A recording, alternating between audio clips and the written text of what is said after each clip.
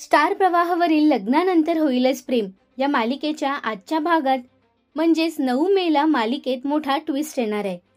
काव्याने जीवाला डेअर दिलेली असते, ती म्हणजे सगळ्यांसमोर शर्ट काढून पोजेस द्यायच्या, पण या सगळ्यात जीवा मात्र नकार देत असतो। नंदिनी सुद्धा जीवाच्या बाजूने उभी असते, तर इतक्यात गच्चीवरील लाईट्स जातात आणि यांचा हा खेळ थांबतो। मिथुन काका सगळ्यांना वाढदिवसाची तयारी करायची म्हणून घेऊन जातात, तर नंदिनी काव्याला तिच्या खोलीमध्ये रागाने घेऊन जाते। काय चाललंय काव्या तुझं? मी इतक्या विश्वासाने जीवांच्या छातीवरील टॅटू बद्दल सांगितलं, तू तर त्यांचं पितळ सगळ्यांसमोर उघड पाडायला निघालीस, असं नंदिनी म्हणताच काव्या तिच्यावर चिडून म्हणते की ताई, बावळटपणा सोड, आपल्या नवऱ्याच्या मनात दुसरी मुलगी आहे, तिला शोध, असं म्हणत नंदिनी आणि काव्यामध्ये भांडणं होतात। तर इकडे जीवा गार्डनमध्ये शेकोटी समोर बसलेला असतो। नंदिनीने गच्चीवर त्याच्यासाठी केलेली कविता त्याला आठवत असते, तर पटकन त्याच्या लक्षात येतं की त्याने याच शेकोटी समोर काव्यासोबतही कविता केलेली असते। तो रागात ती कविता जोरजोरात म्हणत असतो। इतक्यात तिथे मिथुन काका येतात। मिथुन काका येताना तीच कविता वाचत येतात। काकांना असं कविता वाचत येताना पाहून जीवा शॉक होतो।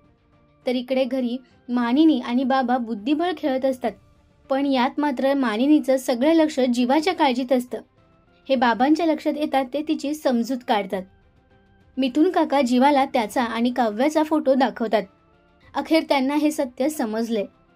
मिथुन काका म्हणतात की इकडे मानिनी ताईने तुमच्या चौघांच्या लग्नाचा तिढा सोडवायला मला इकडे पाठवले, पण इकडे तर वेगळाच गुंताय। जीवा, तूही विश्वासात घेऊन निदान मला तरी का सांगितलं नाहीस, असं म्हणत मिथुन काका खूप दुखावलेले असतात। ते जीवावर रागवतात। तर इकडे काव्या आणि नंदिनीमध्ये सुद्धा जोरदार भांडणं होत असतात। त्यामुळे आता मालिकेच्या येणाऱ्या भागात आपण पाहणार आहोत, मिथुन काका जीवाला म्हणतात, मी पार्थला सांगतो की डिवोर्स घे आणि काव्याला मोकळं कर, मग तू आणि काव्या एकमेकांशी लग्न करा आणि खुश राहा। तर इकडे नंदिनी काव्याला म्हणते, जीवाला जेव्हा वाटेल तेव्हा ते त्या मुलीचं नाव माझ्यासोबत शेअर करतील, पण म्हणून उगाच त्यांना सर्वांसमोर मी असं उघडं पाडणार नाही। यावर काव्या म्हणते की आणि तीच मुलगी हात जोडून विनंती करत मला माझा जीवा परत दे असं विनवण्या करत तुझ्या आनंदाश्रमात आली तर तू काय करशील ताई? त्यामुळे आता मालिकेत मिथुन काका खरंच घरच्यांना जीवा आणि काव्याच्या प्रेमाबद्दल सांगतील का? तर काव्याचं ऐकून नंदिनी जीवाला त्या मुलीचं सत्य विचारेल का, हे पाहणं महत्त्वाचं ठरणार आहे। मालिकेतील हा ट्विस्ट तुम्हाला आवडला का? आम्हाला कमेंटमध्ये नक्की सांगा।